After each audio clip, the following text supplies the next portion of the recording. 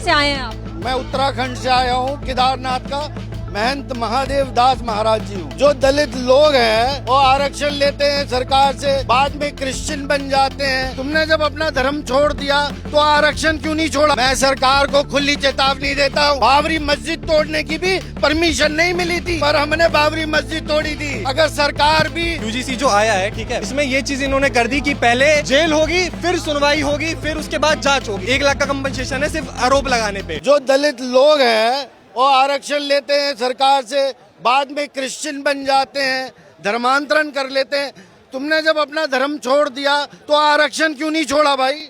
लेकिन वो कुछ फिसदी लोग हैं। नहीं, कुछ नहीं है, हजारों लाखों में है, हजारों लाखों में है। लेकिन आप लोग जो कह रहे हैं कि आर्थिक आधार पर आरक्षण होना चाहिए, ना कि जातीय आधार पर। बिल्कुल सही बात। फिर जो दूसरा पक्ष है उसका ये कहना है कि आर्थिक आधार पर आप लोगों को ईडब्ल्यूएस तो सरकार दे दी है, अब फिर भी आर्थिक आधार पर आप लोग क्यों लड़ाई लड़ रहे हैं? अभी थोड़े दिन पहले यहाँ पे कॉकरोच पार्टी वाले गिने चुने लोग आए, उन्हें सरकार ने जो चाहिए लड्डू मुंह में दे दिया।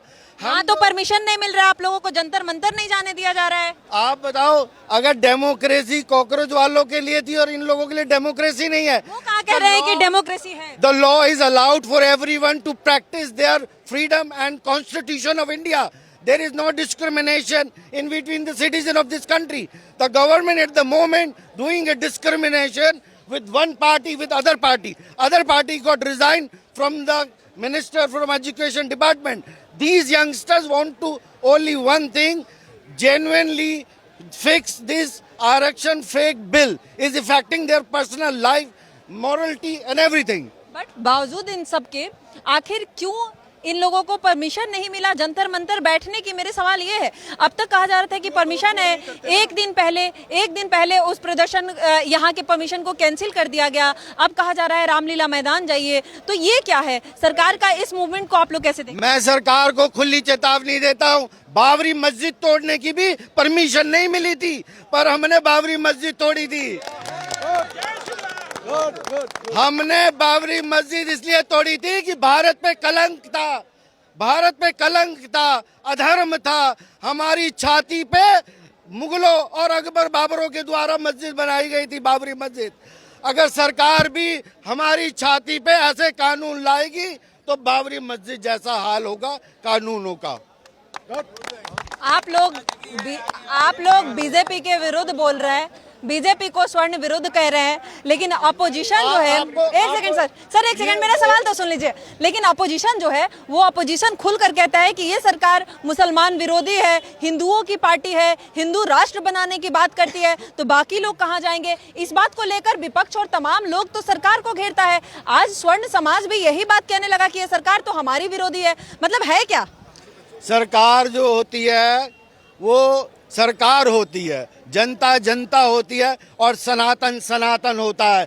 हम सनातनी लोग सरकारें चुन के बनाते हैं। आज हमने इनको बनाया है, कल अगर सनातन धर्म की कोई बात करेगा हम उनको बनाएंगे। अखिलेश जी कर रहे हैं। अखिलेश जी और उनका बाप जानता है, ये मेरे पाँव में गोली उनके बाप के मारी गई है।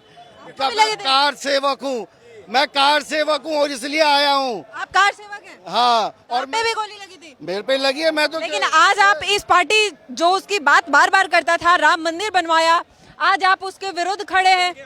हम सरकार के विरोध नहीं है, हम कानून के विरोध हैं। आप इस चीज को समझिए। मोदी जी, योगी जी हमारे हृदय की धड़कन है।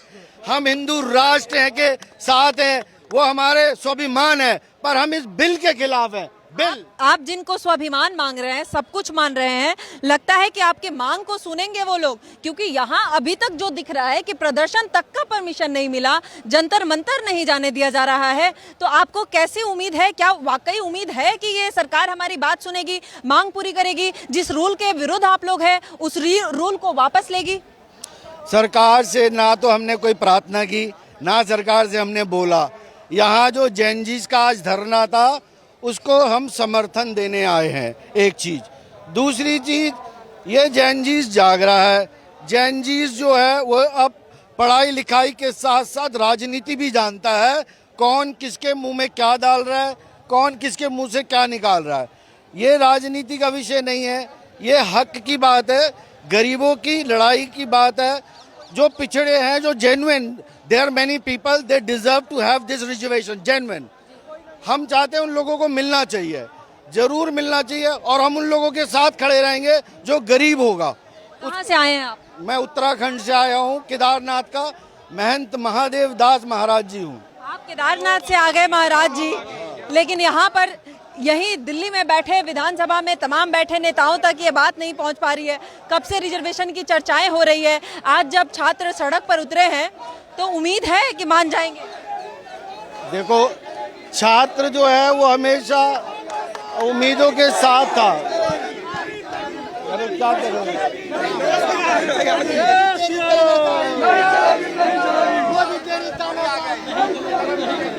ये जो राजीव चौक पर एक भीड़ को रोक रखा गया था प्रशासन के द्वारा, आने की परमिशन नहीं दी जा रही थी, ये बात कहते हुए कि आप लोगों को यहाँ का परमिशन कैंसिल हो चुका है, आप लोग रामलीला मैदान जाएं, वो प्रदर्शनकारी अब जंतर मंतर की तरफ पहुंच चुके हैं। अब देखना होगा अंदर कितनी भीड़ जाती है, क्योंकि यहाँ पर बहुत बड़ी संख्या अभी मौजूद हो चुकी है। हाँ जी सर, आप अपनी बात। मैं आपको इतना ही कहूँगा, ये तूफानों से टकराने वाले जैन जी हैं, इन्हें बरसात कुछ नहीं कर सकती है। मोदी जी भी हमारे हैं, योगी भी, और सरकार भी हमारी है, पर ये कानून हमारा नहीं है। इस कानून के खिलाफ जैन जी को हम सपोर्ट करते हैं, सिंपल सी बात ये है। सर ये बहुत ही लोकतंत्र की खूबसूरती है सर, और ये बहुत अच्छी बात है कि लोकतंत्र में सबको अपनी मांग रखने की, आवाज रखने की आज़ादी है, और जो ये यहाँ पर बहुत खूबसूरती से रखा भी जा रहा है, ये कहते हुए रखा जा रहा है कि हम सरकार के समर्थक हैं, हम किसी के विरुद्ध नहीं है, बस कुछ नियम है जिसको हम समर्थन नहीं करते हैं और उसी के बदलाव की बात कर रहे हैं, सरकार से मांग कर रहे हैं। लेकिन बहुत बार ये भी कहा जाता है कि लोकतंत्र से नहीं, ये देश कहीं ना कहीं भीड़तंत्र से चलता है। जो कुछ समय पहले हमने देखा कि सीजेपी के प्रोटेस्ट में 10 से 20 हजार की भीड़ आती है, शिक्षा मंत्री को इस्तीफा देना पड़ता है। यहाँ पर अगर जनसंख्या उस तरीके से संख्या बल छात्रों की नहीं दिखती है, स्वर्ण समाज की नहीं दिखती है, तो क्या आप लोगों को लगता है तब भी आपकी मांग को पूरी की जाएगी? और वाकई लोकतंत्र क्या है या फिर भीड़तंत्र ही है, उसका परिणाम मिलेगा? आपसे और मैं भारत की तमाम मीडिया से कहना चाहता हूं, बिना किसी भेदभाव के इस प्रदर्शन को दिखाएं, बिना भेदभाव के। भेदभाव करोगे तो आपको पता है तुम करोगे, कोई और नहीं करेगा। यहाँ ईमानदार मीडिया भी है जो इन जैन जीज की बात सरकार तक पहुँचाएगी। ये जैन जीज, ये हमारे बीच में एक लड़की खड़ी है, बहन है, इसको क्या बड़ी है, ये अपने काम धंधे छोड़ के आई है। ये लड़की है अपने माँ बाप को छोड़ के यहाँ इस प्रोटेस्ट में आई है। इसको पता है मेरा फ्यूचर जो है वो सेफ नहीं है, मैं जितना मर्जी पढ़ लूँ मुझे मेरा अधिकार नहीं मिलेगा। इसको अपने अधिकार के लिए यहाँ आई है, ये किसी पार्टी या किसी को सपोर्ट करने नहीं आई है। और मैं चाहता हूँ आगे की बात आप इससे करें। मेरा मैडम, मैं बलवीर सिंह चौहान नाम है और मैं यहीं दिल्ली में रहता हूँ और मैं भाजपा का मंडल पदाधिकारी हूँ, मंडल में उपाध्यक्ष हूँ 10 साल से। और मैं यहाँ आया हूँ अपने उसके लिए, हक के लिए। बच्चे हमारे भी हैं। एक बात बताओ, जब भाजपा वाले भाजपा के खिलाफ आंदोलन, इसमें क्या बात है? भाजपा, मैं मंडल में उपाध्यक्ष हूँ 10 साल से। इस प्रदर्शन में अब तक हमें वो लोग मिल रहे थे जो सरकार के समर्थक थे, लेकिन सरकार के खिलाफ आज आंदोलन कर रहे हैं क्योंकि सरकार उनके अधिकार को नहीं दे पा रही है, उनकी मांग को नहीं पूरी कर रही है। लेकिन अब सिर्फ सरकार के समर्थक ही नहीं, सरकार में भागीदारी निभाने वाले लोग भी इस आंदोलन में मौजूद हैं। और ये भाजपा से जुड़े हुए लोग अगर आंदोलन कर रहे हैं तो आखिर कमी कहाँ है? मैम, आप एक बात बताओ, हमने देश का प्रधानमंत्री चुना, ओबीसी है। अगर वो आज भी ओबीसी रहे तो हम उनको क्या कह सकते हैं?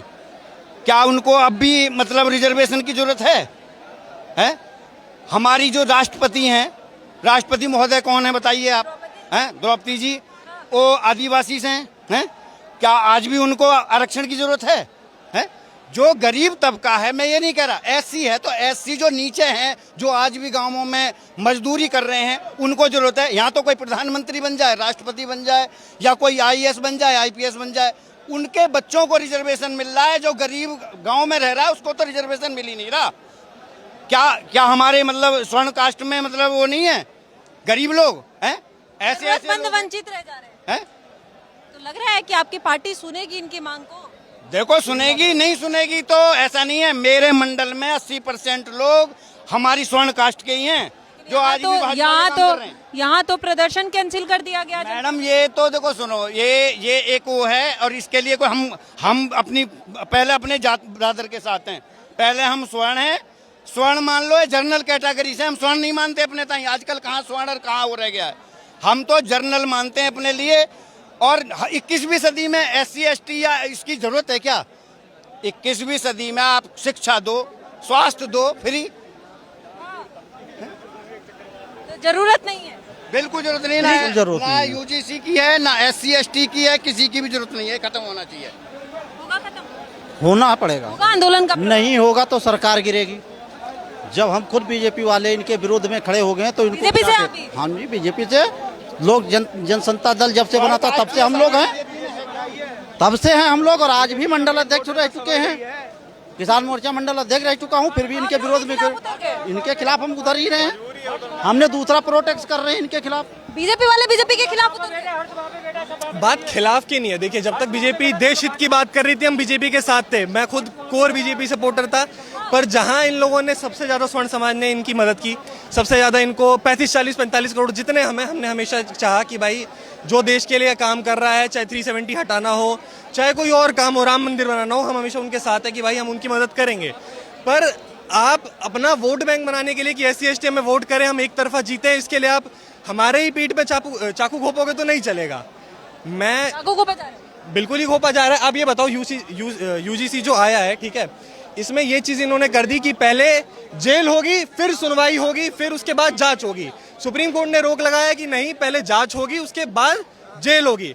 इन्होंने कहा कि हम देंगे उनको कंपनसेशन देंगे, ठीक है, 1 लाख का कंपनसेशन है सिर्फ आरोप लगाने पे, जिसमें से 50% FIR डलने के बाद ही है। और सरकार अगर वो फॉल्स गलत निकल जाता है तो उसके बाद उसे रिक्लेम भी नहीं कर सकती कि भाई ये चलो आपने गलत वो लगाया है, हम वापस ले लेते हैं।